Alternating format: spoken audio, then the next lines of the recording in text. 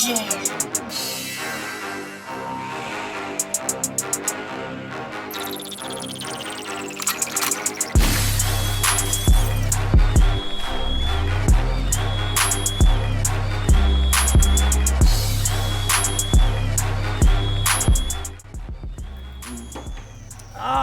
my beat right there.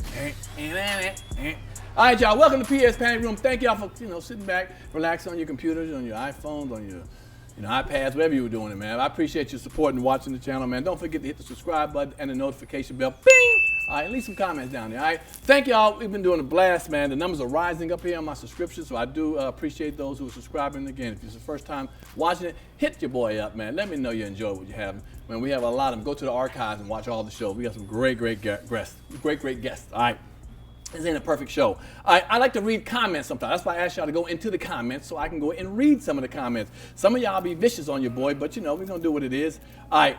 We have my man, who was CT?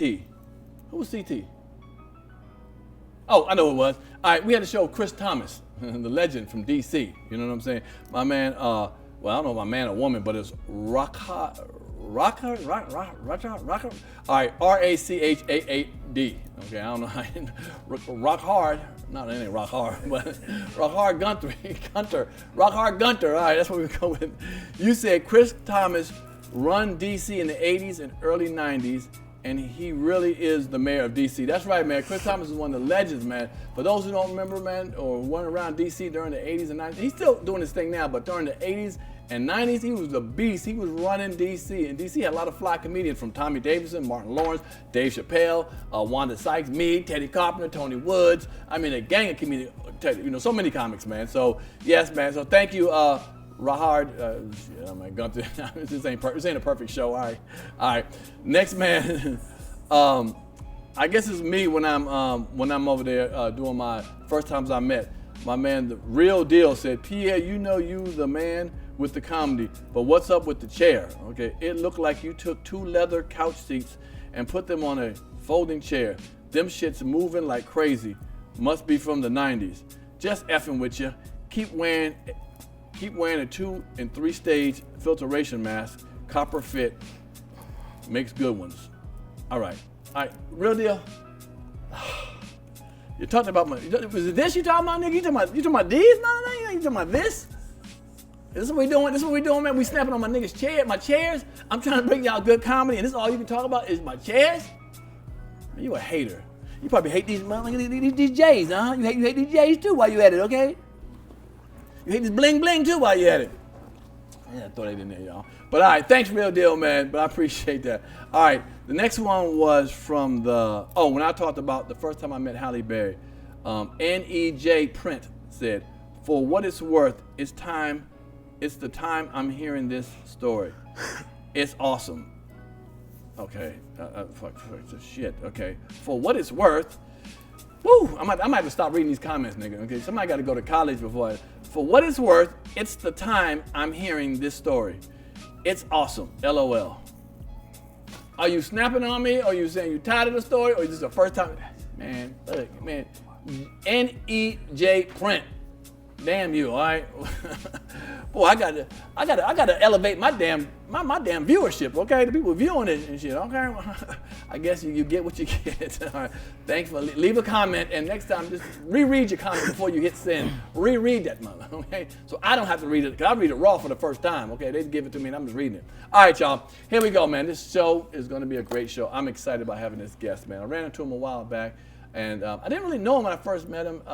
Then all of a sudden, I started hearing more and more about him when I started doing my research, man. He's on the come up, man. A young rapper, man, doing his thing. Has a hellified story. Been through a lot. We talking about a real street dude that been around a lot of stuff, man. Turned his life around, becoming an entrepreneur, a rapper, producer, all that good stuff, man. But I'm glad he's taking time to share some of his moments and kick me some knowledge about where he come from and how the struggle was, man. So for those y'all, I think y'all should sit back and listen to him.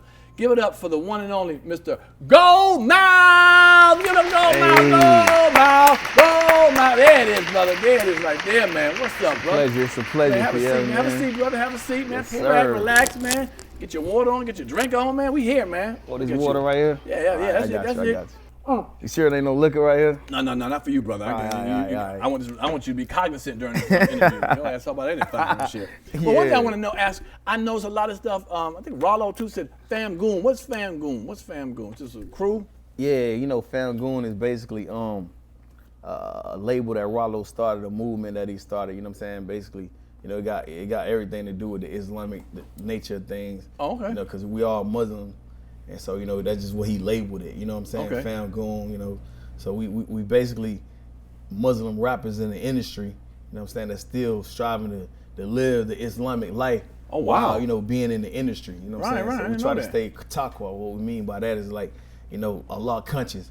Although we in the dunya in the world, you know, Sure. doing, you know, amongst the industry where there's no rules, no religion, no God hardly. Right, People I do feel any and every, say any and everything. So basically, that's what that is. So that distinguishes us from the other artists in the industry. Being a Muslim rapper, is it something you can't rap about? We can put the mic closer to you. Bring the mic closer. Just pull it in. There you go. I mean, you know, you got the do's and don'ts in Islam. You know what I'm saying? Right, So sure. hopefully you don't see a Muslim rapper just acting, you know, like they're not a Muslim. So, you know, basically we just as brothers to strive the best they can. You know what I'm saying? Do the best you can and always keep the religion. Okay. The religion principles on your mind, you know what I'm saying, when you're doing anything you do. Although we're not perfect. Right. You know, we may say some stuff that is un-Islamic, but most of all, it's about the sincerity of your heart. You know what I'm saying? Okay. Who else is in the crew with you? In the crew, what you mean? In Fam Goon, I mean, is there other rappers that come on? We got our other brother, you know, we got John Doe, you know what I'm saying? He's an artist that's coming up. You know, of course, Rollo. Right. We got our other group, ODT. Okay. You know what I'm saying? Weeble. It's a couple other brothers, you know what I'm saying? Okay. From America Zap.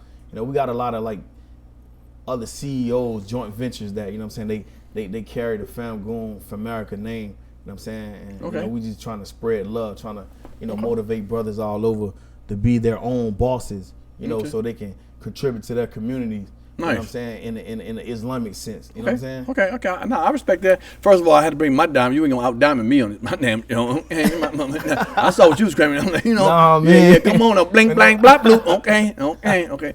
Now I believe yours are. I know these are real. Okay, I know these are real. I don't get them from Old National over there to swap me to make. My friend, come on in here. My friend Fam Goon, come in, have a seat, man. But no, I'm messing with you. I know that's right.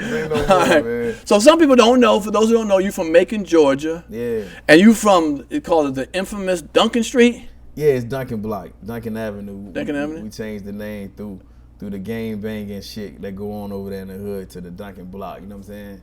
I rode through Macon before. I could see some gangs being in that joint. You know, that was, you know, I saw somebody. They were doing a barbecue. They put a hole in the ground and put like a grate on it, like this. What do you call it? It's a metal thing. I'm talking about my motherfucking city like that. That's what it was, nigga. That's what it was, my nigga. I'm saying, let's be real, shit. That's what it was. I was like, nigga had a barbecue in the ground and shit. I said, damn. So like, okay. You striving some motherfucking real country, right? No, I was in the city, nigga. I was right off of Duncan Street, okay? Like you bullshit. Shit. Oh, shit. And I had a Benz and I was driving through real talk. I was driving through and everybody's on their porch was just looking at me as I was driving through. Like, I know y'all got Benzes out there. Come on, man. Yeah. But they were looking at me. This is about 10 years ago. And I was like, I don't know if you ever heard of sepia film. Well, sepia film is the way a film looks. I mean, you ever see old footage? It'd be like orange looking, like old pictures from the 1920s or whatever. You ever see that little lines and dots in it? Yeah. When I was driving through Macon, I love y'all, but every nigga looked on the porch looked like that. They were like, I'm driving like, did I go back to 1920s, motherfucker? What the fuck? Nah, nigga, I'm telling you, them niggas probably thinking about carjacking you. Man. Probably would have. It's crazy. That's right. Man. I rolled through every light. That grill that you thought you saw, like barbecue, they probably burying a nigga on there, bro. Whoa. Crazy making, but you know, I did a show. I'm telling you what's funny. I did a show in the hood spot. I can't remember this hood spot. It was hot as hell, and I had a suit on. A goddamn suit on. I was like, and these niggas was thugged the fuck out. They were rolling, you know, just jeans and everything. I was like, what am I doing here with a fucking suit? But they showed me a lot of love. Yeah. I got all my money. They were good folks. I caught a little, you know, situation down there, female, you know what I'm saying? That was lovely. You know what I'm saying? I met a nice young lady. Macon? In Macon, yes. Oh, man. So it was your girl? Oh. So you man, you better hope that was my girl, bro. No, you don't know Tanisha. What's your girl first initial? What's the first initial your girl name? Be real. Tanisha. Is your girl Tanisha? Candy. You ain't fucking with Candy, is you, nigga? Oh, my nigga Fam Goon. I'm part of the family, nigga. I'm part of the family now. I'm part of Fam Goon family. We all come on, man. Okay. She wasn't white because I don't fuck with that pork. Okay. Okay. Well, she wouldn't mind then. Right. That's what I said. She wasn't white. Nah. Oh, okay. Mine white. Oh, you're white? Nah. And you a Muslim too, man? A Muslim? What kind of shit? No, see, that's the thing about Islam, though. Like, seriously, you know what I'm saying? True Islam is not based on race. You know what I'm saying? You could be any color to be a part of the deen. That's what Malcolm X realized when he went to Mecca. You know what I'm saying? He, you know, over here they had been teaching the brother that, you know, you can't be a Muslim if you aren't black. And Islam is all about, you know, black. That was the movement that was going over here in America as far as the Nation of Islam is concerned. But Orthodox Islam, which is, you know what I'm saying, like conventional Islam, you know, we don't defy race. We aren't biased or discriminative towards race, you know, creed, you know, wealth or whatever the case is, you know what I'm saying? We accept all and you know, we all submit to Allah. Okay. Well, I respect all that, but I still like that black flesh. Okay. I know it's all pink in the inside, but I don't want the outside. Boom. True. Okay. I love my sister too, though. Yeah, I prefer. My mama white. Okay, so I can't have sex with a white woman. Okay? Like my mama and shit. From the back, shit. But no, but but you came through, man. Let's talk about it. Your struggle was real, brother. I mean, you damn near your parents. Was it your parents or your mom was on that? Yeah, my parents. Yeah, growing up, you know what I'm saying. My parents was they were strung out on crack. You know what I'm saying. Wow. At one point, you know, the crack era, it was an epidemic when they hit the black folks community. It fucked us up, you know what I'm saying? So did you see the change in your mama, like from like being a regular mother, to doing it? Really? Yeah, because you know, at first my mom was like superwoman, you know what I'm saying? And she got on the crack, you know what I'm saying? She was like, you know, she was a total different being. How old was you around that time when she got on? When my mama got on crack, I had to be around around 8, 9 years old. How do you feel seeing your mama like that? You know, did you feel less of your mother? Like, damn, mom, you doing that bullshit? Or did you know no better? I think that what kind of made me, it was a feeling that it was indescribable. You know what I'm saying? It was a feeling that I couldn't really relate to. It was a foreign feeling. So I don't know how I felt. I didn't know how to feel. I just know that it was serious, and that shit kind of made me numb, you know what I'm saying, to a lot of things. You know, seeing your parents strung out on crack, seeing your sisters hungry, you know, no food in the fridge, the lights getting cut off. We got to steal meters and shit to put the lights in. You know, when the light company closed, then we put the meter back in. That type of struggle, you know, real life struggle shit. So, you know, living like that, it has a real effect total on you mentally, psychologically, you know, intellectually, emotionally, everything. So it affected me in all facets of life. Right. And because of that, you know, you know, I wasn't able to finish school. I quit school in the 6th grade. I heard in 6th grade, yeah. And well, hold on, let me ask you, how many brothers and sisters do you have? How many how'd that come up? In all, it's like 7 of us. 7 of us? Okay. Yeah. In the house at one time?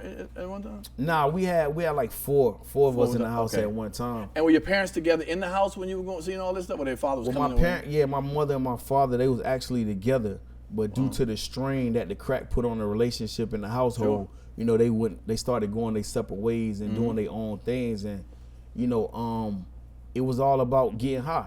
You know, it was no longer about are my kids eating, or, you know, although I'm sure in their minds, in their heart, you know, they wanted that to be the concern. But once you get addicted to such a monster such as crack, you know, all of the things that you should care about kind of like go out the door. They be overlooked. So, you know what I'm saying? It don't be intentional. Because you know the love is there. However, you know, these demonic ass drugs turn people to total different beings, and that's what transpired with my family. Who took over like the kids? Were you the oldest one, and you had a brother, sister, older, kind of? Because you had to get eaten. If somebody had to gear the kids together, you know, to do whatever. Or actually, when shit got real bad, you know, when the eviction notices and all this type of shit came about, my grandmother and my auntie, they stepped up, because, you know, we was like really good kids at one point before we got spoiled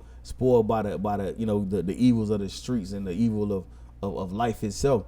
We was like really great kids, because me personally, before I dropped out of school, I was a straight A honest student, you know what I'm saying, throughout from kindergarten all the way to 6th grade.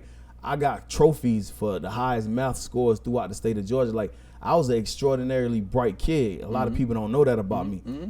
And one day I was walking to school. I was in the 6th grade and shit, and I you know, had holes in my shoes and shit. And I was like, you know, I can't do this shit no more. You know what I'm saying? I don't give a fuck. I'm looking at niggas selling dope outside. They got on the latest Jordans, and you know what I'm saying? They looking good. They looking like I need to be looking as a kid going to school. So, you know, once I seen that shit and I seen what they was doing, I said, man, fuck this shit. You know, I'm finna do what they doing because I want to put some Jordans on my feet. I'm tired of my motherfucking toes hanging out of my shoes. And I need to put some food in my motherfucking refrigerator. So, you know what I'm saying? I started, like, you know, after I got in the drug game, I started making deals with my mother, you know, getting her first checks and her welfare checks and shit so I can get her food stamps. So, because I know I was going to put food in the fridge versus another nigga on the street ain't going to do shit for my people. He going to put the food in his people's fridge. So I need to, you know what I'm saying, boss up and start, you know, moving his pack like everybody else, and I can get my mother food stamps and her first checks, and I can look out for her and do a lot more for my household with her money than she doing it with herself. Right. But now hold on, you was about what, 13, 14 around that time? Yeah, I was actually around 11 and shit like that. 11. Yeah. Now here's the thing. How long did you stay pretty much in the drug game? From 11 to what would you say roughly? Okay, what, like 12:30 in the morning and shit? Like, this afternoon, nigga, you just got up, shit. Nah, man, for the record, you know what I'm saying? I no longer deal in drugs. Right, the record, right. So, I'm asking a question for a reason. Like, I'm saying I sold dope, man, to be honest with you. You know what I'm saying? Up to, I recently got out of prison. I sold dope my whole life, even throughout prison. I made $1 million in prison. Okay, but hold on. Here's the reason I'm asking it. To see what your mother and father and the family did, what made you still say, I'm going to sell dope and I might tear another family like? Did you just didn't give a fuck about no one else? You know what I'm saying? You know what I'm saying? That's a pretty good question. That's why I'm here. I wasn't thinking that far. Right. But at the time, I didn't give a fuck about, you know, me hurting nobody else's family because I didn't see it as hurt. At that time, I just saw it as, you know, an opportunity, a necessity, something that needed to be done in order for me to provide for my family. And, you know, had I, you know, thought about some shit like that, then, you know, maybe somebody else should have been thinking about that. They were serving my motherfucking mama, so I wasn't thinking like that. I was thinking about the money. Hurt people. Yeah, but you know, that's true. Right. Nevertheless, it was never my intention to hurt anyone. And now that I see what drugs do to people, I do agree that, you know, drug dealing is not a good thing. I mean, a hardcore drug. You know, you can smoke all the weed you want. You know, shit like that. You know what I'm saying? Matter of fact, free Rollo, man. Y'all got my brother locked up for weed. I know some bullshit. Yeah, some bullshit. But you know, you can smoke all the weeds you want. You know what I'm saying? But when it comes to like grade A narcotics, the heroin and shit that really destroys communities, then you know I'm against that. You feel me? Right. No. I feel you on that. All right. So let me ask you: at 11 years old, man, to be out there, I mean, you had to be out 11, 12 years old, out at nighttime in the game. I know you probably seen some shit, man. Like you've seen some shit. You've seen some bodies. You've seen some shots go off. And if you started at 11 and you stopped 6 weeks ago, shit, nigga, come on. You know what I'm saying? How does 11-year-old live out there in the streets like that? At 11, you ain't fearing nothing, man. 11 years old? No, actually, it's crazy because that I said that, but even before I started selling dope, I started robbing. Wow. Okay. So I had guns. You know, I got up under some OGs and shit. You know what I'm saying? Big facts, man. Big old fat facts. I got up under some OGs and shit, and they was like, bruh, if you gonna put some motherfucking money in your pocket, you better learn how to motherfucking use this pistol. Ooh. So that was my first thing. Back then, that ring you got on, I would have had to have that motherfucking ring, nigga. Give me them diamonds. They real? Hell yeah, they real. Bitch, give it up. You know that. It ain't coming that easy now, nigga. You gotta pull out something. Well, goddamn it, I had a gun with me, nigga. That's what I'm telling you. You can have I had a big gun. You feel me? I'd have been like, I know people who know people, nigga, and I'm gonna get my shit back. Okay? But you know, when you young, you don't give a fuck who know people. All you care about is what you focus on. Yeah, you're and right. them pretty ass ring, I would have had to come get them. God damn. But now I got my own ring. I'm hoping a young nigga ain't looking at me like that now. Right, that's why we're not pulling pulling up, because you had some rings. They do though. We got a remedy for that. Well, I but anyway, rings around you because you got rings. You know what I'm saying? So yeah. we go ring to ring. Yeah. Now these niggas down here, I ain't putting them out. Shit. Okay. Yeah, but I came in the game as a robber though. Oh wow. I didn't come in the game as a drug dealer. I came in the game as a robber. Okay. I was robbing every motherfucking Tom, Dick, and Hank around Macon, Georgia with no mask on. Wow. I became like a real young menace to society. Right. And that's why I didn't last long on the streets because after a while they wanted me out. Sure. Because I got a lot of murder accusations and a lot of, real heinous ass crimes was like committed and they was like put on me. Right. And they was done in my name. Right. And so authorities always had real beef with me and wanted me out. And you know what I'm saying? That's a part of how I get caught up. But now you didn't get out until when you got in prison because you had other. How did that go? How old was you when you went to prison? Oh, I was like 19 when I went to prison. Okay, so from 11 to 19, you was reckless in them streets. Like a motherfucker, man. Damn. Yeah, it was scary, man. Honestly. What was the charge for? I caught at 13. I caught a double homicide, 2 bodies and shit. You know what I'm saying? No bragging shit because I had nothing to do with it. Nevertheless, they gave me 2 murders. I had when I was 16, I had a shootout with the police. When I was 15, I caught another murder charge, and I was accused of even 2 other murder charges. It was a lot of murder charges, being thrown around. But the thing about it is that although I never had anything to do with these things, when your name get out there, it's out there. And anytime they can't, figure out a crime that happened somewhere around your neighborhood, they gonna automatically come to you and they like, yeah, that motherfucker Lil Mill did this shit. Right. And so now they coming back and giving me cases and shit. Like, damn. But you got away with a lot of shit that you basically getting paid for. That's what that is. And you wasn't innocent all the way from 11 to 19. You put some work in some kind of way. You might not got caught. I got the right to remain silent on that shit. We do, brother. Brother. I mean, you know what I'm saying? And that's my 5th Amendment right to the United States Constitution, my guy. I get it. Well, yeah. Sometimes God working mysterious way. He'll get you on some shit that you ain't do for something you did do. I can't lie, man. When I did finally sit down, I do feel like that experience, although it was harsh, it did save my life because, like I said, I was out there living like a real motherfucking savage. You hear a lot of dudes talk the street shit. Right. But, my life is like really a movie. You know what I'm saying? Like Jeezy, he in his rhymes, you know what I'm saying? He talked about my life so much, you know what I'm saying? Right. Like the way I was really living. Right. And, a lot of motherfuckers that came up around me, like I bred generation of gangsters. Like in Macon, I'm like the biggest shit ever came out of Macon, Georgia when it came to the street shit, the gangster shit. Right. You know what I'm saying? You ask about me, them niggas going, even now, I come to hoods, they be like, man, this nigga still on that bullshit. God damn, I hope Lil Mill ain't coming through on that bullshit. You know what I'm saying? Because I was known to lay motherfuckers down in broad daylight, pistol whip a nigga, you know what I'm saying? Throw a nigga in the trunk, whatever it was, that's what the reputation was. Right. And it's scary because I look at myself now because I'm so much of a different individual. Sure. Now, and I say, damn, I was living like that. What the fuck? But how do you? I'm gonna move past it. But I'm always interested in that kind of life because I ain't lived that lifestyle. I've been shot 3 times, but So you got shot by a nigga like me that was yes, that's what I'm talking about, motherfucker. Yeah. But don't worry, I got my pistol now. Okay, I'm blasting first, nigga. Okay, anybody come 2 feet. If you get past 6 feet closer to me, I'm blasting them. We can talk about it later on. But my question, to live that daily life, because you didn't have no job. Your job was the streets. Were you worried about being shot when you went to spots, or you thought you was just the bad niggas, the people ain't gonna fuck with you at all? Nah, to be honest with you, Pierre, like I was so fucking ignorant, bro, that those thoughts really never crossed my mind. When you out there living like that and you really living like that, because I'm one of the type of people that I'm like an extremist. That's why I don't do drugs. I don't smoke or drink. I don't do shit. Because if I do something, even when I fuck a bitch to the extreme. Do you hear me? I'm talking about. Tammy? Listen here.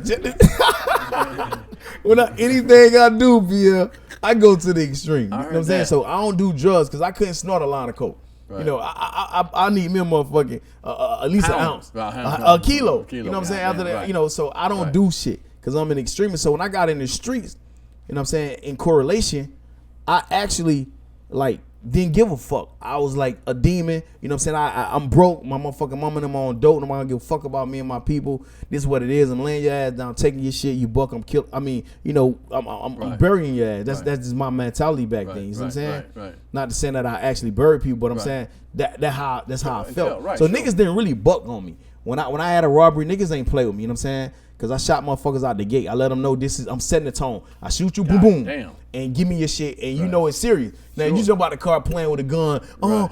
Dude, don't move now. I'm telling you, I ain't do that. I shot your ass, and you know not to move. and you give me your shit and I kept it moving. You see what I'm saying? That's gang. Yeah. So that's how it was. You know what I'm saying? You was official with that life. But even when I was young like that, I always had a real love for music, rap. You know what I'm saying? I feel you. Because when Criss Cross was doing their thing, I was like, damn, man, these little kids doing their thing. I'm little like them. I want to rap like them. I want to, so I used to wear my clothes backwards and shit. Right. I mean, you know what I'm saying? A lot of people. And I wanted to rap like them. You feel me? So let me ask you. So you went to when you went in at 19, they gave you what, 35 years? I caught 35 years. God, Jesus. Okay, so you get 35 years. Well, you obviously ain't do 35, nigga. You ain't 56 right now. Okay. Nah, I did. Right. I did down to 20. You did 20. Yeah. Okay.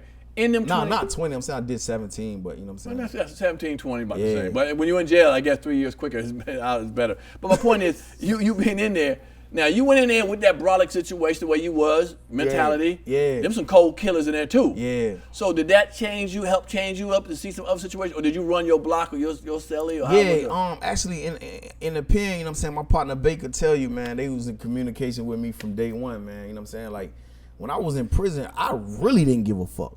It was crazy. I went in that motherfucker like I ain't getting out. You know, you get sentenced to 30. Well, you don't know. But right. A person that's been in such a situation, you get sentenced to 35 years, you know, especially in the state of Florida. That's why I got sentenced that. Right, ooh. And, you know, it's 85% period to the dope. You know, if you possibly do any type of good time, you know, you can possibly do, you know, 90%. But it's basically 85% to the dope. So you got 35 years, nigga, you gonna do every bit of 31 or 29 years, you know what I'm saying? So I came in with the mentality like, nigga, you ain't Goldmouf, you ain't getting out. Fuck these niggas try you step on them. So that's how I went in. And I was already a stepper on the street. So I felt like, you know, when I get in this pen, I'm finna step on these country ass Florida niggas. I don't give a fuck. And I ain't got nothing to lose. Right. So I went in there. It was crazy, man. It was a movie. you were making a lot of noise in Macon. What got you to Florida? So, I mean, drug gangs, you know what I'm saying. I was involved in, you know, some drug deals and shit that went bad, and some chicks that was doing some trafficking for me. Right. They played with the check, and I had to end up, you know what I'm saying, stepping on some motherfuckers down there in the process. Right. You know, so they fucked me up, you know what I'm saying? Murder charges and all kind of stuff. Now, I also heard you, Danny made $1 million in jail? Yeah, I was hustling in jail. What's that mean, I was hustling in jail? Yeah. I bought a house from prison. I wrote books from prison. I was living in prison like I was almost on the street. On the street, yeah. I talked to a guy in Detroit. He's a prison guard. He said, man, my job is to get home every day. Yeah. I don't give a fuck what's in that happen. As long as I get home, they can do what the fuck they damn near want in there, you know, of reason. You know, they sell dope, fuck each other. I don't give a fuck as long as I get the fuck home. I was a dude told me out of Detroit. He said, man, he said, dude, I gotta get home. And that's what I would consider a cool CO, you know what I'm saying? Because some of them come back there and they try to do more. They go beyond, you know, their job description, you know what I'm saying? Let a nigga smoke a blunt. You should want a motherfucker to smoke a blunt. Ease him down, right. Shit. Down, you got years. Let a nigga, you know what I'm saying, do whatever they do. Let them people go behind that stall. Don't be fucking with them people, you know what I'm saying? Let them people do their time. If it ain't no security breach or no shit, you know, impeding upon your, you know what I'm saying, welfare and livelihood, then, you know what I'm saying? That's what he said. Keep the fuck moving, you feel me? Yep. He pretty much said that. That's a vet. That's what a vet would do. Yeah, okay. You know what I'm saying? saying? He's an older cat. He's probably in the 60s, early 60s. But all right, let me ask you, you got your GED, that's cool. What made you decide to say, I want to go in school? I mean, you said you had all them years. Why didn't you just say, fuck school? I'm just going to ride out this bitch like it is. Because at some point in my bid, throughout my whole prison bid, I always had hope. Okay. I felt like, damn, you know, if I pay a lawyer a certain amount of money, because that's originally why I started hustling, to pay a lawyer. Because, you know what I'm saying, when I called, you know, my nigga Kinky B, when I called Jeezy, then when they had them blew up and shit, they was giving me broken promises like, yeah, we're going to get you a lawyer. But, you know, every time it came time to call and make the shit happen, you know, I couldn't, they changed their numbers. I couldn't reach them no more for whatever the reason was. So I had to take upon myself as a hustler to say, fuck it, I sold dope on the street. Ain't no sense of stopping now. I'm in prison now. Right. If anything, I should have stopped on the motherfucking street. I heard you say Jeezy now. Did you know Jeezy before you went in? Yeah, I knew Jeezy. You knew of him? No, I knew him. You knew him, right. Yeah, he came in the gang, you know, through a movement that we started. You know what I'm saying? Because I was, like I said, I was only the rapper at that point, and then. So you was rapping back then? At I was 19 rapping before then. you got. So when did you start rapping? I told you I started rapping during the Criss Cross era. Shit. Oh, I know. I just told you wore clothes like Chris Cross. You actually I was rapping oh, then. Shit. Yeah. Okay. So you was rapping, before you got in, you were still doing the streets, whatever, trying to, I get what that is. So you was rapping, and you met Jeezy. Was you trying to get a record deal at that time? Nah. Jeezy was trying to get a deal through me. You know what I'm saying? So it wasn't me. Because you had a record company? Nah, I was the rapper. He wasn't no rapper. He couldn't rap. So when he came to my, we invited him to my hood, which is the Duncan block, because he came from Hawkinville, Georgia. Right. And, he wasn't no rapper, but he had some cousins in Atlanta that was doing the rap shit, and he learned that I can rap real good. So him and my homie Kinky B, they came and was like, man, look, man, we got somebody in Atlanta that could possibly, get us a record deal if you can rap, and we'll just sit back and be the, the CEOs or whatever, be your manager or some shit like that. But we want you to go ahead and start rapping. And that's how, the whole rap shit started with the, the Young Guns, Corporate Thugs Entertainment. Mm-hmm. That shit started with me, but I was so deep in the streets that I couldn't get it right. Every fucking other 3-4 months I'm catching like cases and shit. Right, and so they say I wasn't taking it serious. And because they said, so, me and Jeezy used to hit the studio, and he started trying to start a little rhyme pattern, asking me to write some rhymes for him. And, I used to write rhymes for my nigga Kinky B, the other co-founder of Corporate Thugs Entertainment. And so that's how, Jeezy started rapping and like that. Then I ended up going to prison, and he had no choice. Him and King had invested so much money into me and the other 2 people that was a part of my group that they had no choice but to try Jeezy. So Jeezy started rapping, and it wasn't doing good for him until he switched up his style, and shit became successful for him. Right. Okay, and that's when you was reaching out from jail to help you out, trying to see you get a little something. They was kind of backing out because things was moving a little fast. Yeah, it probably wasn't intentional. Right. I'm sure, when you're in the industry like me now, I have a whole lot going on, and I got a whole lot of people from prison calling my phone every day, because I want to stay grinding and keep it real with my niggas behind the wall, but I can't lie, it be quite burdensome, but I do everything that I can do. Right, and it ain't no excuse for another nigga either, because if somebody want to do something, they you take time out to do what you want to do and for what you want it for. So if they really wanted to help me out, get a lawyer, they would have, but they had got me they had never got me a lawyer before. They had talked about getting me a lawyer before, prior to that. But I was hard-headed as fuck. I can't blame nobody. I just wouldn't stop. Like, niggas telling me fall back, bro. We gonna blow up and shit, and I'm steady being hard-headed. Niggas really wash their hands with you. They like, fuck it, I can't keep on trying to babysit no grown-ass man. So, they let me be on my own at the same time. You don't just, give a nigga in the pen with no 35 years, no broken promises, saying you gonna get him a lawyer when you can go in the strip club and throw 40 bands at some bitches you don't know, and you got a nigga in prison locked the fuck up, facing life in prison, and all you gotta do is throw 10 bands at him. Bitch, throw 10 bands like you throw in the strip club at a motherfucking lawyer to get one of your partners out, you know what I'm saying? Right. But if you could give a bitch some hoes you don't even know, 40, 50,000 flossing in the club, it shouldn't be nothing for you to throw a quick 10 bands to help a nigga get out on a pill. Without. First of all, I'd be pissed. So how did you handle it coming out? How did did you have that anger in you, or you said fuck it, chalk it up to the game, or what was it when you got out? I'm fully responsible, you know what I'm saying, for my actions. I'm accountable. I understand that this is not my, niggas ain't obligated to do shit for me. You know what I'm saying? Unless you just on principle, if I got the check and I can do it, I'm gonna do it. Sure. You know what I'm saying? Sure. However, I'm a different type of nigga. Nevertheless, some people feel like they ain't obligated to do shit for you, and that's respected. You know what I'm saying? Because I am my own man.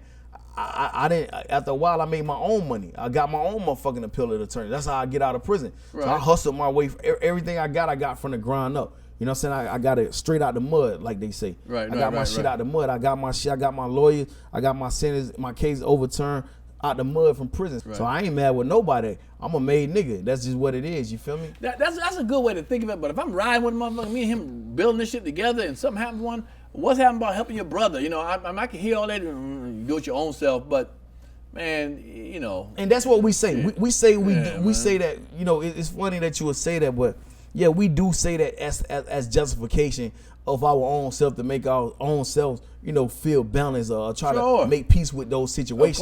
Of course. But in all actuality, if you're a real nigga, you're gonna do real shit. You know what I'm saying? You gonna, if your man fall and you in a position, you know what I'm saying, to help your brother out, then you know what I'm saying, you gonna do that. Right, you know right. And that just is what it is. But I ain't mad at nobody. You know what I'm saying? Right. And I also feel like, I guess, you being angry at him or trying to do something, it's only going to stunt your situation. You just say, okay, whoever it is, because that's how I do. You do me wrong, I know how you roll. When I was younger, I was more vindictive. Like, I'm going to get your ass back for that. Yeah. But now I'm like, you know what? It's cool. It's cool. That shit actually motivated me, though. You know what I'm saying? It motivated me to go hard. It motivated me to go hard, man. It motivated me to like really, prepare for any rainy day. So, niggas be out here fucking up money, spending money. I fuck up my share of money, but I put my share of money back, because anything can happen. You can have a loved one that may need some high price ass medication. Sure. Are they gonna die? You know what I'm saying? So I put money up for those rainy days. You know what I'm saying? So I don't have to go to a motherfucker and be like, man, I'm fucked up in the situation. Nah, I got my shit. I'm getting my shit together to where I got my own check. Anything go on, I got my own shit. You know what I'm saying? I ain't relying on nobody to do a motherfucking thing for me, because those times that I relied on people, the motherfuckers let me down. I was disappointed, so I had to get it on my own. You feel me? Well, let me ask you, because Jeezy came in the news recently with Gucci Mane, the Versus. You saw that. Was there a certain way you felt about, seeing your boy doing his thing? I mean, overall, when I realized that, Jeezy had blew up, you know what I'm saying, I was happy for him. Okay. I was like, hell yeah, my nigga done did it. He came from where we came from. We started together. So it's a great thing to be a part of that success. However, after I saw Versus, I lost all respect for Jeezy. Okay, why did you lose respect for him? Because I felt that as a man of principle, as a man of moral, you should never tolerate such magnitude or such a degree of disrespect without standing up. Gucci? Yeah. So I lost all respect for him. Right. And for him to say that he did it for the culture, knowing that he had an album coming out a day or two afterwards, you know what I'm saying, to me was a motherfucking lie, because you trying to sell the album that I felt like wasn't a really good album, to keep yourself relevant. Because if you do something for the culture, then you do what's real for the culture. Right. You go back to the communities that you're from and put some type of youth programs in these communities. What the fuck is giving away 10 bicycles to some people you don't know? If you really want to do something for the culture, where the shit going down in the streets and in the hood, these motherfucking kids out here that don't have daddies and proper mothers to guide them. If you want to do something for the culture, motherfucker, go where the problem starts at. Try to enact some type of youth center, some people that can be mentors to these kids, so you'll prevent them from shooting and killing motherfuckers like the King Vons and the Mo 3 incidents. If you want to do something for the culture, don't get on no stand with a person and tolerate the most fucking vehement disrespect and then say you doing this for a culture, knowing you really trying to sell a record. You know what I'm saying? That's the problem I have, because I don't give a fuck. You know what I'm saying? If I did initially come up there to do something for the culture, if you get up there and tell me suck my dick or disrespect me in the worst way, I'm gonna check that shit. I don't give a fuck if I gotta throw this mic over there at you. I'm gonna let you know I'm a man too. And I just feel like that goes for anybody in such a situation. I respect Martin Luther King and I respect Malcolm X. You know what I'm saying? But Martin Luther King was living out his true nature. You see what I'm saying? Of the non-violent approach. You know what I'm saying? That is not, unless Jeezy has, made such a transformation and became the modern day Martin Luther King, then you know what I'm saying, I can respect that. Nevertheless, that's not the case. Right. I respect that. Okay. So now that you out, you started your own situation, with the Fam Goon situation. You wrote books, man. You pretty accomplished, brother. I'm telling you, I was surprised, man. Again, no disrespect, I was surprised. I just didn't know you, I never really heard. And it reminds me of me sometimes when, I got a lot of things I do, people just don't know about. But when they find out, it's going to change the situation, So and I think with you, definitely, because you seem 100% legit. When I first met you, just was a cool person. I love hearing your story, that you rose from where you was at, where you're doing. Now, out here now, well, you got an album, you got something coming out. What are you working on now? Yeah, actually, I just dropped my album. Okay. It's called The Evolution. Goldmouf, Fam Goon. I saw the video. Okay. The Evolution. Okay. And my album is doing. I got a lot of awesome features on it. You know what I'm saying? Anthony Hamilton is one of the features on it. Good dude. Okay. Beanie Siegel, Lil Boosie, Derez Deshaun. Damn. The incarcerated founder of Fam Goon, Rollo Fam Goon. Right. He contributed. My artist is ODT. We put a awesome awesome project together. You know what I'm saying? Like I did say Lil Boosie. Damn. You sure you ain't selling still, nigga? How you getting people on your damn album? Cause I'm Fam Goon. This there what it is. There. I'm Trappy. You know, I got my bad. own company, Trap Elite Music Group. Okay. So I'm signing artists and shit. You know what I'm saying, through our imprint. Me and Rollo, we did a joint venture deal. So you know, Rollo endorsed me, he support me, fuck with me, I fuck with him, I love him to death. That's my brother, and we just, you know what I'm saying, trying to empower other brothers and sisters in our community so they can, you know, be their own bosses, so we can create generational wealth. Right. And you know, throughout my album, my album, The Evolution, the reason I named it The Evolution is because, you know, I was, you know, reflecting on my life as to how far I've come and how much I've evolved. And so when you hear the records on my album, it shows you, it tells a story of how I evolved. So, you know what I'm saying? Anybody that want to check out my new album, it just dropped like 2 weeks ago. You can go on every platform and, you know, type in Goldmouf Fam Goon, The Evolution. And that's good. That's good. And I hope they do that. I didn't know, man, just how entrenched you are with, like I said, the names you just mentioned. I heard a story where, you know, you was there for Black Rob at his last days, man. Oh man, that's my motherfucking brother, man. How'd you meet him? How'd you meet him? A New Yorker? Yeah, he was a New Yorker, man. Actually, I grew up listening to Black Rob, man. I mean, when the record like Whoa hit, that shit took the industry, took the world by storm, at least the United States. No. And, you know, I watched the videos when him and Puff Daddy was driving the big 18-wheeler. You know, I'm like, damn, I'm a youngster. I'm in the streets, but I'm young. And, you know, I looked up to these guys when they came with the Special Delivery Necks and all these dope-ass records. So I never in my life thought I would be actually able to meet Black Rob. Nevertheless, you know, him spending his last days on earth with me. Sure. You know, me, you know, him under my care and a couple other brothers' care, you know, me, you know what I'm saying, taking care of him, taking him in my household, you know, taking care of a person. He was living here at the time? Yeah. Oh, so what happened was Atlanta, being Atlanta area. Yeah, well, he wasn't living in Atlanta. Hell no. Okay. He was living in New York. This is what happened. Okay, I had met Black Rob like probably 9 months previous to the All-Star weekend in Atlanta. Okay. I met him in Detroit. My partner Cal Dawson had him up there, him, Beanie Siegel, Southwest T, Meech's brother, you know what I'm saying? They was all, you know, doing an interview up there with Core Radio. But Southwest T, I guess due to his condition, he couldn't show up. So I laid eyes on Black Rob, and I was like, damn. I knew he looked kind of dull, kind of sickish. Right. You know what I'm saying? Because I hadn't seen him since, you know, the like Whoa days, you know, because I was in prison right after that shit had popped. So, you know, I had the highest regards, respect for these artists, you know, and I seen Beanie Siegel. I met Beanie Siegel that day. So, you know what I'm saying? I'm like, damn, I done met two motherfucking legends. So, after that night, me, Black Rob, and Beanie Siegel, we hung out real heavy. You know, we was in the Suburban, they blowing, all Black Rob wanted to do was smoke weed. So we took a great liking to each other. So every time I go to New York, you know, he tell me to come to his house, he want to kick it with me. Long story short, All-Star Weekend came. And down here in Atlanta, Georgia, of course.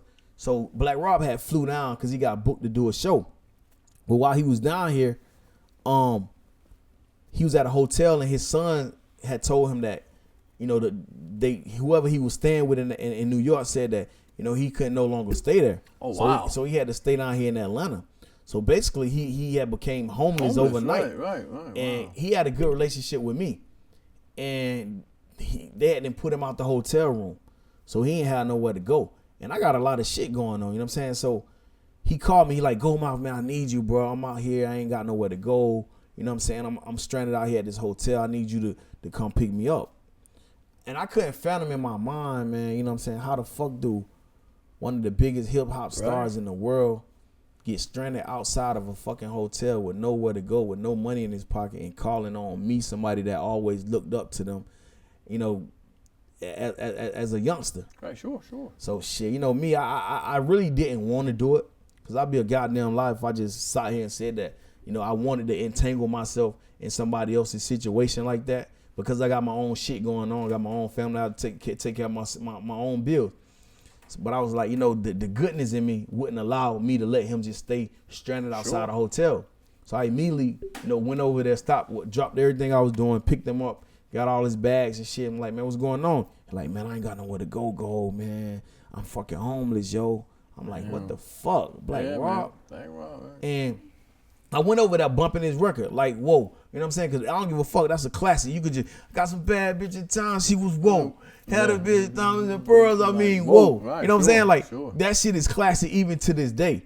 Or maybe I'm just too goddamn old or something. But that's just classic. So, I went and picked him up. He was like, man, I need you to do me a solid. I'm like, what's up? He like, you know, I'm out of money. I got like $200 in my pocket. I need you to rent me a hotel for like the next 2 weeks so I can figure it out. So I'm like, damn, okay, shit. I can't tell him no, because if I was in that situation, I wouldn't want nobody to tell me no. Yeah, you know what I'm saying? So I went and rented him a hotel, you know what I'm saying, for like 2 weeks. But long story short, he couldn't, like for the next 3 days, he was in the hotel. You know, he was on dialysis. He was having kidney problems and shit, so he had to be dialyzed every 2-3 days or whatever the case was. So he had just started bucking. He was like, fuck dialysis, I ain't going to dialysis. I'm tired of that shit. They hurting my body. So I bring him hamburgers and shit, you know what I'm saying? Hamburgers. For, you know, I had my people deliver him food, Uber Eats and shit, deliver him food to the hotel. So finally one day I came over there, he was like, man, man, come on, come take me to get some weed. So I'm like, man, when the fuck you gonna go to dialysis? He like, man, long story short, man, I don't know, man. I gotta find a center down here that'll accept me. So I go in the room and I see all these fucking hamburgers that I had them bought, you know, sent to him for the last 3-4 days, you know, sometimes 2 and 3.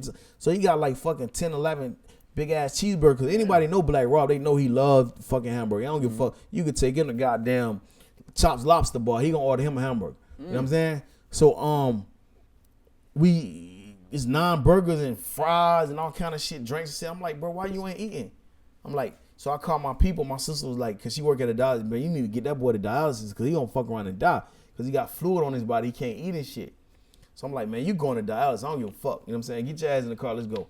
And so he jumped in the car like, man, come on, bro. I don't want it. I'm like, yeah, you want it. You gonna get it. So we took him up to the hospital.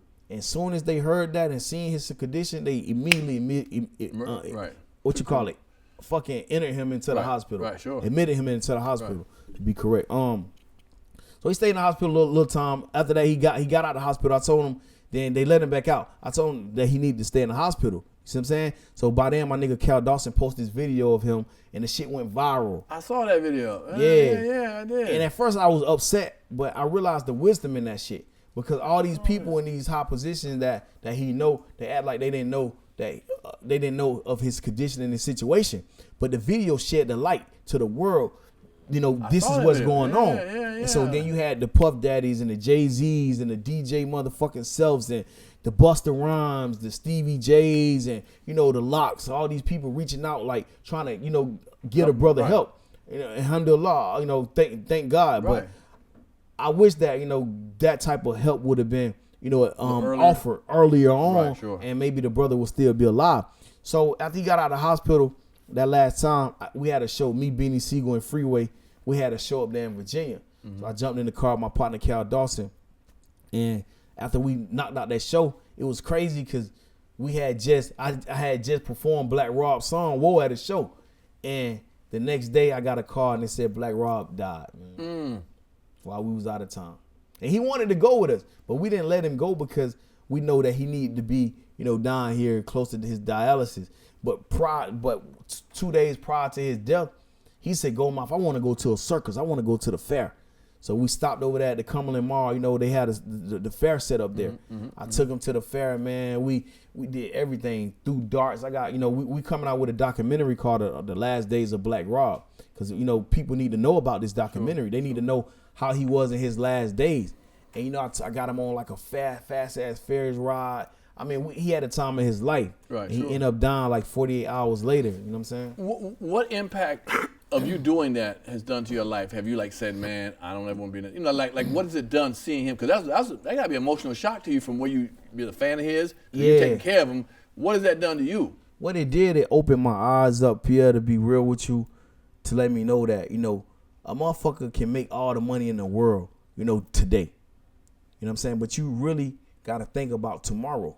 You really got to make real investments. You know what I'm saying? You can't just be making money, because the money coming in, you know what I'm saying, tons of money coming in a day doesn't mean that next year is going to be coming in like that. So you can't be just running around fucking up and blowing your money. You need to take this money and make adequate investments, because if that rainy day come, you need to be secure. And that's what he wasn't doing. He was getting, at one point, he told me, man, I was getting 35, 40 bands a show. Oh, so if you're getting $40,000 a show and you doing shows back to back to back to back, that means that you're seeing a lot of money. And a lot of people like to, blame Puff and shit like that. But you can't blame Puff, because Puff ain't getting none of his show money. You see what I'm saying?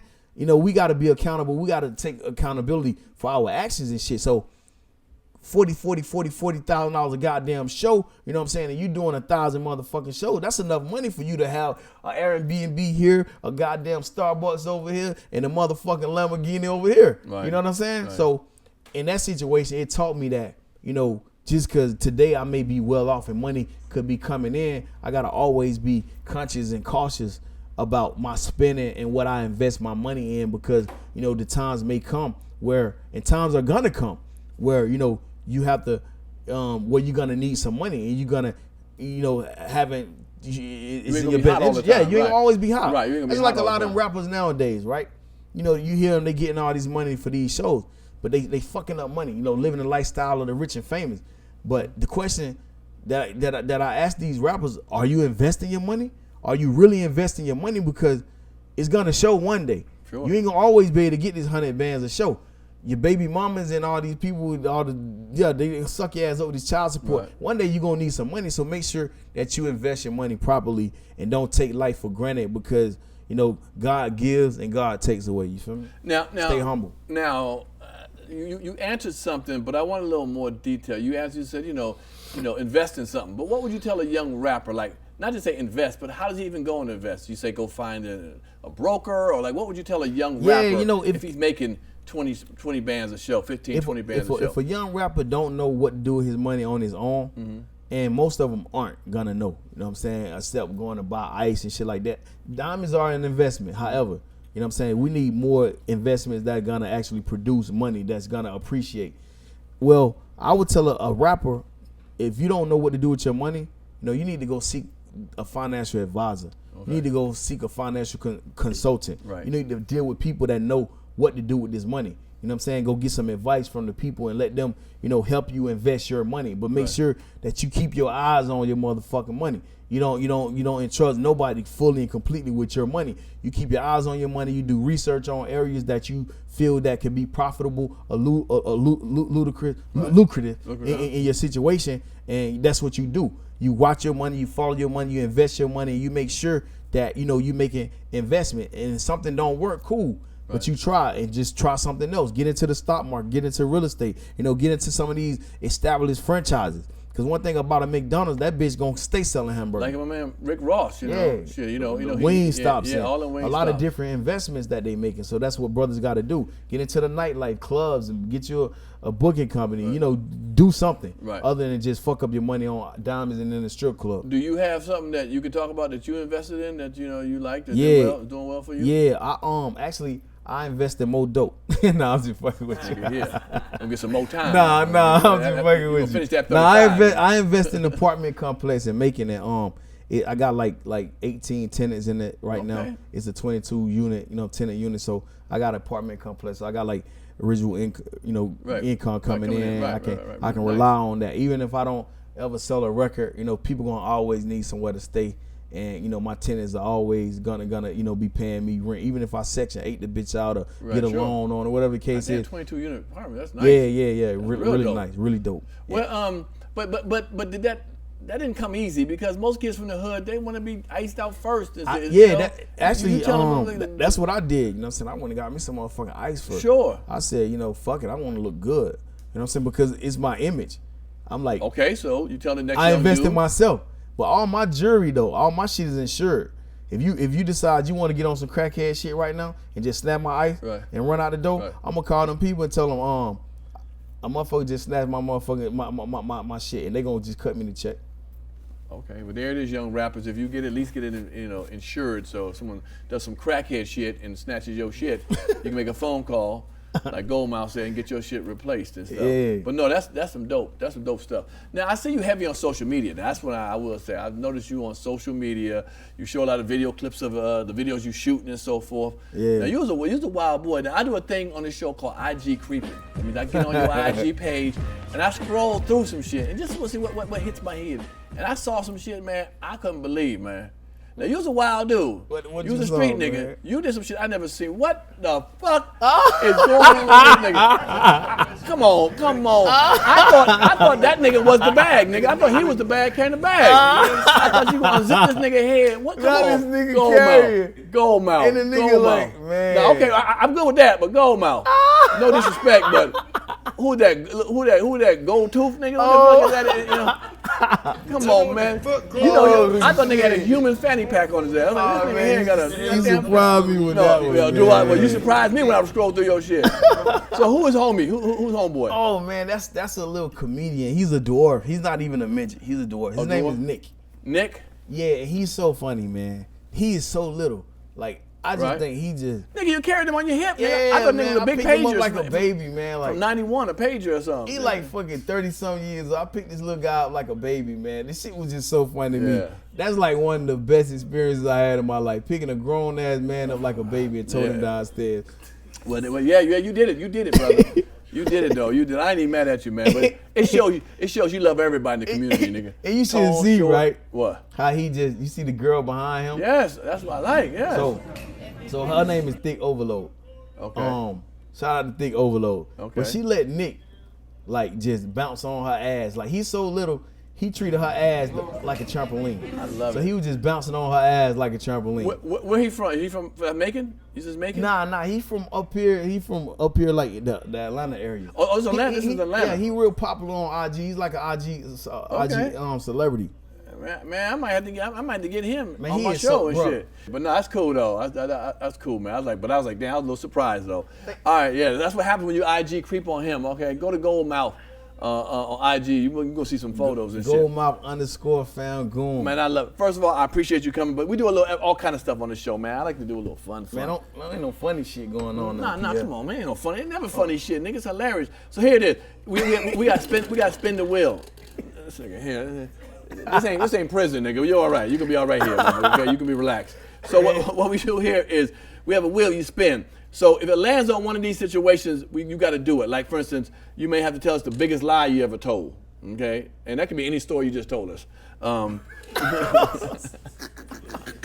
fucking with you. Trading places. Who would you trade places with and why?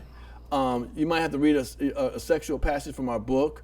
Or you might tell us how we got a little book about sexual passages about how you lost your virginity. That'd be a good one. You lost your virginity one? To my cousin. Oh, damn. Well, we stopping right there. She took advantage of me, man. Hold on. Hey man, look where your shit landed at, man. I'll go to another one. You ain't got okay. If you have a celebrity crush, so what happens? You got to call your celebrity crush, not a real call, but you act like you pick your cell phone up. You got to say, "Hey, Rihanna, what's up?" Do you really want to know my celebrity crush? You know, but yeah, you got to tell us how you can get her to come to your house. You got 2 minutes to get her to come to your house, or vice versa. You got to get to her house. You know what I'm saying? You got to talk about whatever you want to talk about to get her. So we'll spend again a little money we got. So there it is. So we're gonna let you spin this wheel. Wherever it land is what you got to do, brother. All right, I get a drum roll, everybody. Get a drum roll for come on, man. Hold on, man. Spin that with some motherfucking spin. Man, I don't want to break your break shit. this motherfucker. I've been in prison, man. This shit like beefed up. That one arm is beefed up, nigga. Yeah, they got one arm. All right, there you go. We ain't gonna stop it. Well, it's beefed up. Oh, fuck. What does it say right there? A real secret. I mean, you gotta tell us a real secret you ain't never told nobody, or a situation that we don't know about. Tell me something that you thought about secret. You know, there's something you done before on the low. You know, maybe did something, got away with something a little bit. You know, nothing major. And you got a lot of major shit. Like, I ain't trying to get you back in prison, so make it some little something. You know what I'm saying? You did some shit one night. Fuck somebody, cousin, brother. Not brother, I mean somebody's your brother's. What the fuck you said, nigga? Hold up, nigga. You can't little nigga. So get the fuck out of here. Hold up. Nigga, I meant to say your brother's girlfriend. Nigga, secret, man. What the fuck did I do? A secret. Is there something you can think about that you did that you ain't told nobody?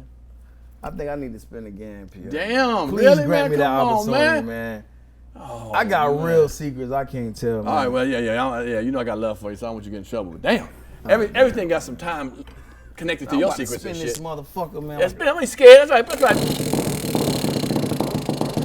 That motherfucking arm. Man, secret again, man. Fuck this shit. Trading places, man. Who would you trade your place with and why? There's somebody in the industry or somebody you know, anybody, who you would trade places with and why? I know you wouldn't, you love your life and all that, but if you lived another life, you came back, reincarnated, who would you do it and why would you live, you know, what about them you liking or feeling? I know what, man. Good. They got my little brother Rollo in prison right now, right? Okay. I wish I could, I wish some of the time that I did would like went towards his sentence and he'll get released. How many years he get? Right now, he been in almost 4 years. So, you know what I'm saying? Inshallah, you know, we praying, we hoping that he'll get out real soon. But I wish I could, like, that time he doing was towards my sentence, you know what I'm saying? And he'll be free here, yeah. Right. I can respect that. You know, it's funny, Rollo, I didn't know nothing about him until about a couple years ago, maybe about 5 years ago. I saw on Instagram, you know, he had all the money, but I saw he was doing stuff. He was trying to get, like helping people out. And I was like, helping a lot of people. Yeah, exactly. I was like, what? I remember seeing some of his cars or whatever jewelry. He was, you know, he's a flashy dude online, you know, and I didn't know who he was, but I could see through it that he was trying to help the community. I was like, okay, and the next time I turned around, I started hearing people say free Rollo. I was like, damn, he went to jail? Like I didn't, you know, I wasn't standing up with him and stuff. So that's cool, man. Well, I hope he does get out, man. And like I said, if you could switch times with him places, cool.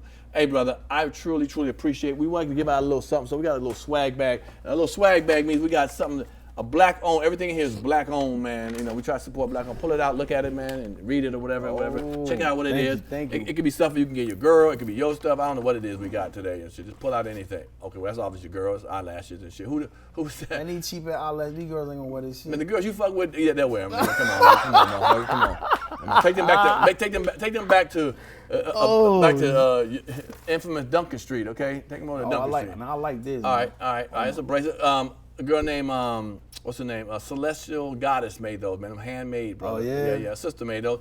And what did I say? Minx. What did I say? What did I say? By Wet Sugar. Yeah. So So boom, some wet sugar. Yeah. I need to follow her. Where's she at? Yeah. Well, look it up, man. Shit. You just talked about her cheap ass eyelashes and shit. Damn. Oh, okay. Yeah. Now you got the official joint too. Oh. Yes. I was gonna. You know what? That's I was gonna official ask you. Man, I hope you got my right side. Oh damn, no, that's yes, a lot. You did, man. I wear a large. Okay. Look it up, Trying to pull out the muscles, yeah, man. I'm grateful. Red, man. black, and green. You know what I'm saying? What black? Man, this couch is okay. Yeah, we good. It's kind of unstable. You off the chain, man. Yeah. Yeah, there you go. That's I love official this right there, shit, man. Everybody man. ain't got them. I only make Panic room, y'all. Yes, we I only lit. make 10 at a time and shit. Yes. There you go. That's your camera what's right up, there. Tell man. that camera right there what you're feeling about that shirt. Hey, that shirt right. This Fire. shirt right here. Come on. This bitch fire. Yeah. You know what I'm saying? Yeah. I ain't got but 22 of them. But I got 21. Yeah. Well, Yeah. shit. I'm Yeah, it is. lucky me. Man, it is, man. No, man. Yeah, man. Hey, Much Goldmouf, love. I wish nothing but success. I met you a couple of weeks ago, man. I said, you know what? This guy's cool as hell. Your whole crew was dope as hell around you, man. And I appreciate you coming out. I wish nothing but success. You know, we're going to do something, man. I might jump in one of your videos, man, if you want me to, man. You know, Hell act a fool yeah. with this shit. Yeah. I love it, Yeah, man. we'll clown with it, Shout man. out to my whole crew, man. Yeah. Tell everybody where they can get you at, you know, holla at you. Yeah, tell everybody. That camera right there is your camera. Tell everybody. Oh, yeah. So, if you want to find me on IG, go to Goldmouf, GOLDMOUF _ Fam Goon. You know what I'm saying? You want to check out some of my records, go anywhere, YouTube, any kind of streaming platform, type in the Evolution, Goldmouf Fam Goon. And also check out my brother Rollo's new album that just dropped. It's called Political Prisoner. You know what I'm saying? One of the hottest albums in the country. So y'all make sure y'all check us out, man. Stream those albums. Check out everything we doing. You know what I'm saying? And fuck with the movement. You already know Trap Elite Fam Goon. There's 100 right there, man. Thank y'all for watching Pierre's Panic Room. You know how it is. Hit that subscription and that notification bell, man. And leave some comments, man. You know, we had a good time on man Goldmouf. Let me know what you felt. He dropped some real knowledge, had a hell of a struggle, had a hell of a life, and it shows you can overcome some shit. My man went through some hell of a fire situation. Look at him. He's shining like them diamonds right there, man. Thank y'all for supporting the show, man. Thank you. Every week we do one of these, man. Peace out. I love y'all, and I'll holler at y'all later. I'm Goldmouf Fam Goon, and I survived Pierre's Panic Room.